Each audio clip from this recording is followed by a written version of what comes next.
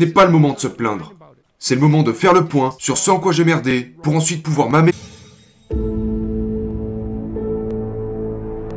et revenir.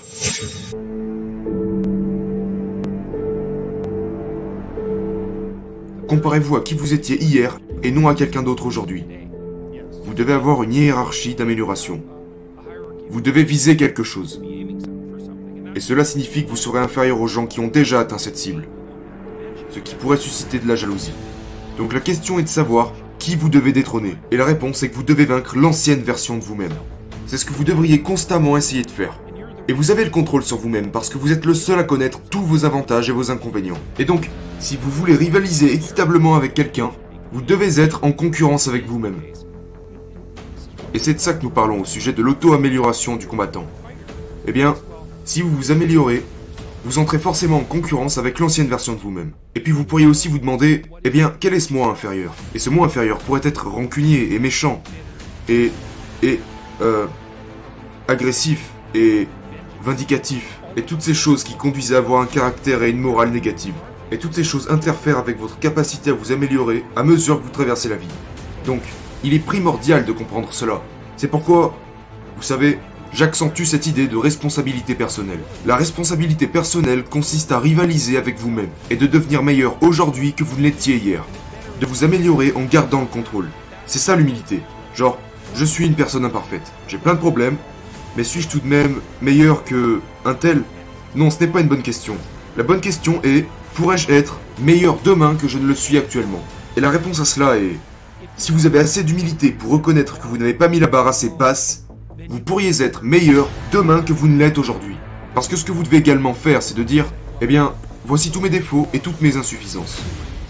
Le meilleur est celui qui identifie ses défauts et ses insuffisances et qui fait ensuite ce qu'il faut pour s'améliorer.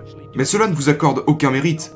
Vous savez, il ne s'agit pas de se vanter d'être celui qui l'a fait, mais d'être celui qui est imparfait et qui fait ce qu'il faut pour changer. Et si vous le faites, ça veut dire que vous êtes réellement sur le chemin de l'auto-amélioration, et que vous transcendez votre ancienne version de vous-même. Et vous avez beau parler de la bonne façon de se comporter dans ce monde, s'il y en a une, il ne s'agit pas d'agir selon les règles.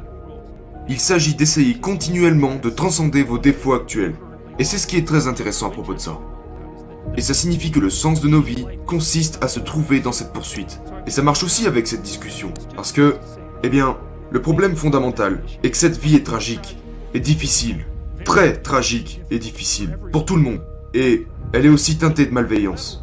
Parce que peu importe à quel point, les choses sont tragiques et difficiles, mais il y a toujours des choses stupides que vous faites et que les autres font, qui font que les choses vont encore moins bien. Mais c'est la vie, vous avez besoin d'un antidote à cela. Parce que cela pourrait s'intégrer à cause d'une tragédie, mais une tragédie combinée à la trahison et la malveillance vous rendra encore plus mal, surtout si ça s'est intégré en vous. Donc vous avez besoin de quelque chose qui s'oppose à cela, qui n'est pas cruel ou rancunier. De quoi s'agit-il? Faites quelque chose de valable, par votre propre définition. Vous avez besoin d'une raison pour sortir du lit, même quand tout va mal. Et quelle est la meilleure chose que vous puissiez faire? Transcender votre pitoyable et misérable façon de vivre. Et c'est comme ça que vous trouverez la réponse. Et cette vraie réponse, c'est qu'il y a un sens associé à la responsabilité. Une des choses que j'essaye de représenter clairement est que la vie est dure. Elle est teintée de malveillance et de trahison. Ça peut vous fragiliser. Donc vous avez besoin de sens pour compenser cela. Ce sens est là pour vous mener ni au meilleur, ni à un plaisir compulsif, mais à la responsabilité. Votre propre responsabilité. Afin que vous preniez soin de vous. Si vous êtes bon dans ce domaine, vous avez le devoir d'aller encore plus loin et de prendre soin de votre putain de famille. Si vous êtes toujours bon, vous devez aller encore plus loin et prendre soin de votre communauté. Ce sont de lourds fardeaux, mais vous saisissez ces fardeaux que vous trouvez. Et la meilleure façon de saisir ces fardeaux réside dans votre amélioration continue. Et c'est à ce moment que vous trouverez votre pourquoi. Et donc cela signifie que vous êtes en perpétuelle auto-transcendance, que vous laissez mourir votre ancienne version de vous-même, et que vous laissez place au nouveau. Vous savez, même si les choses vont vraiment bien pour vous aujourd'hui, il y aura un moment à l'avenir où les choses deviendront plus compliquées. Vous savez, vous tomberez malade, les membres de votre famille tomberont malades, vos rêves vont s'estomper, vous serez en insécurité face à votre statut d'emploi, genre l'inondation approche, l'apocalypse est en cours de route, et c'est toujours le cas dans la vie. Donc vous devez vous préparer à ça. Et la question est comment se préparer à ça? Et la réponse est de trouver un moyen qui fonctionne même sous la présence des circonstances. C'est l'objectif. Et donc, je veux dire, je suis en quelque sorte pessimiste dans mon approche à ce sujet, parce que quand je parle à mon audience, Ils me perçoivent différemment qu'en lisant mon livre des 12 règles de vie. Je leur présente les pires scénarios, une sorte d'enfer, genre les pires choses qui pourraient vous arriver. Et pourtant, il y a bien une probabilité que ces choses vous arrivent. Vous et les gens autour de vous faites des choses stupides qui aggravent votre situation. C'est genre, ok, qu'est-ce que je peux faire dans ces circonstances? Vous avez en fait la possibilité de vous sortir lentement de la boue dans laquelle vous stagnez, de faire exactement ce que le combattant fait lorsqu'il est vaincu. C'est-à-dire que peu importe les circonstances qui m'ont conduit à la défaite, quand bien même si c'était une erreur de l'arbitre, ce n'est pas le moment de se plaindre. C'est le moment de faire le point sur ce en quoi j'ai merdé pour ensuite pouvoir m'améliorer et revenir. Et c'est la bonne attitude. Il ne faut jamais secouer le poing vers le ciel et maudire le destin. N'ayez pas de présuppositions. Si les choses ne fonctionnent pas, c'est ma faute. Vous vous méprisez de présuppositions. Et vous pourriez dire, eh bien, ce n'est pas de ma faute. Mais c'est ce qui fait que vous sous-estimez votre degré d'oppression. L'idée que ce qui vous arrive est lié à un caprice du destin est fausse. Ce n'est pas le but. Le but est d'atteindre la meilleure version de vous-même. C'est de savoir à quel point je suis incomplet et comment je pourrais y remédier. Vous devez le faire, parce que le problème est que vous êtes incomplet, mais que vous pourriez y remédier. C'est à votre portée si vous visez assez bas. Quand vous dites viser assez bas, mettre la barre assez basse, qu'est-ce que ça veut dire? Eh bien, disons que vous avez un enfant, et vous voulez que votre enfant s'améliore. Vous n'allez pas lui mettre la barre trop haute, sinon il lui sera impossible de l'atteindre. Non, vous devez observer l'enfant et vous dire, ok, cet enfant a cette certaine gamme de compétences. Voici un défi approprié que nous pouvons lui lancer, pour qu'il ou elle surpasse son niveau de compétence actuel. Mais vous devez lui donner une probabilité de réussite raisonnable. Quelqu'un pourrait dire, eh bien, je ne sais pas comment améliorer ma vie. Et je lui dirais qu'il ne vise pas assez bas. Il y a, là, maintenant, quelque chose que tu peux faire mais que tu considères trop banal, que tu peux faire, que tu devrais faire, qui entraînerait une réelle amélioration. Mais ce n'est pas assez important pour toi. Tu refuses de t'abaisser et de profiter de l'opportunité. Une étape incrémentielle. Oui, Donc c'est aussi pris en compte lors de l'amélioration du physique. que fais-tu quand tu soulèves des poids? Tu ne vas pas partir à fond, tu vas pas charger cette foutue barre à 180 kg pour tout lâcher et laisser cette putain de barre te fracasser le crâne. Tu sais, regarde, quand j'ai commencé à m'entraîner quand j'étais enfant, je pesais peut-être 60 kg pour 1m80. J'étais tellement maigre, je fumais beaucoup et j'étais pas du tout en forme. Physiquement, j'étais médiocre. Donc je suis allé à la salle et c'était tellement embarrassant. Tu sais, des gens venaient m'aider juste pour déplacer des putains de poids. C'était une humiliation. Je soulevais quelque chose comme 30 kg max à cette période. Tu sais, mais qu'est-ce que je vais faire? Je vais soulever 70 kg pour me blesser dès le départ? Non, je devais l'accepter. Et regarder ce putain de corps maigre dans le miroir et dire « Oh, enfoiré, il y a tous ces monstres à la salle, qui soulèvent des poids depuis 10 ans et moi je galère avec une barre à 20 kilos. Mais je pouvais soulever 20 kilos. Et bientôt je soulèverai 35 kilos. Et tu sais ce qui s'est passé?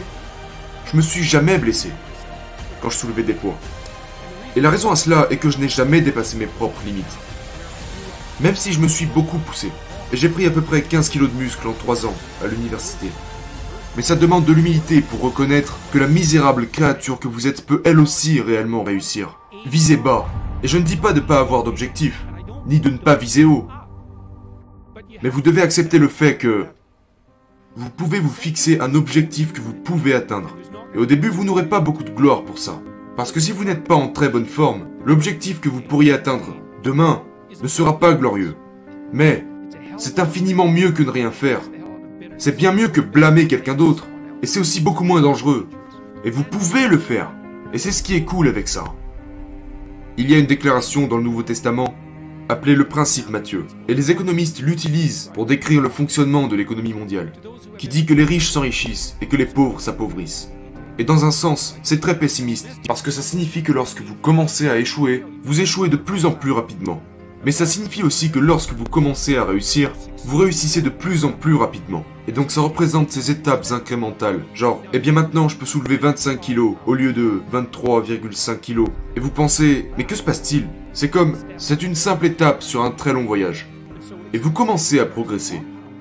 Donc, un petit pas aujourd'hui signifie que vous êtes en mesure de faire, demain, un pas un peu plus grand. Recommencez et le surlendemain vous ferez un pas encore un peu plus grand. Faites ça pendant 2 ou 3 ans et vous serez capable de faire de grandes foulées. Tu sais, il y a tellement de gens qui viennent vers moi. C'est l'une des choses qui est si incroyablement amusante au sujet de cette tournée que j'en ai régulièrement les larmes aux yeux.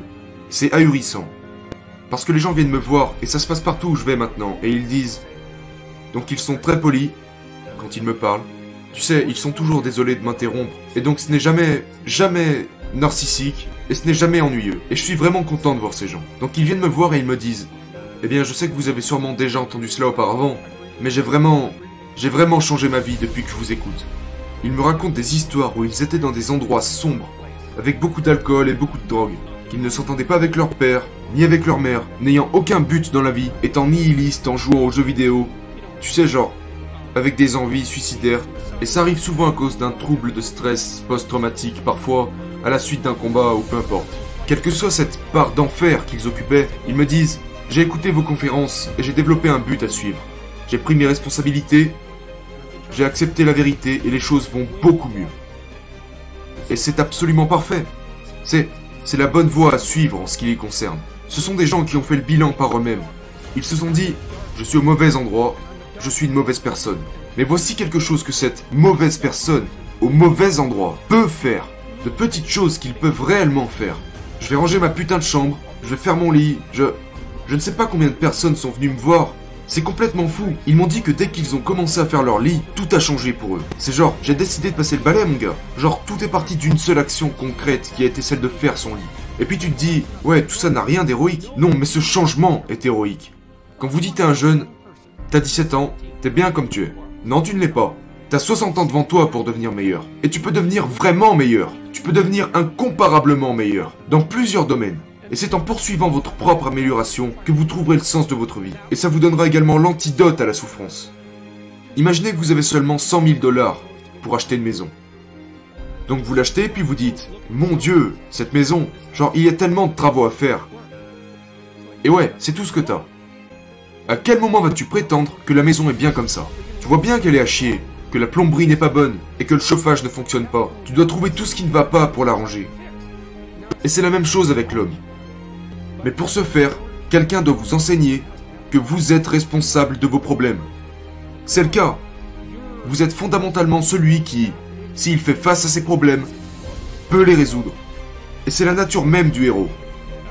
Le héros est cette personne qui détient un horrible potentiel chaotique, mais qui réussit à l'apprivoiser pour faire le bien. Et c'est aussi fondamentalement l'histoire de l'humain. Le problème est que vous devez faire face aux choses auxquelles vous ne voulez pas faire face pour pouvoir les corriger. Et vous devez donc regarder en vous-même toutes ces choses qui doivent être brûlées, qui doivent être supprimées.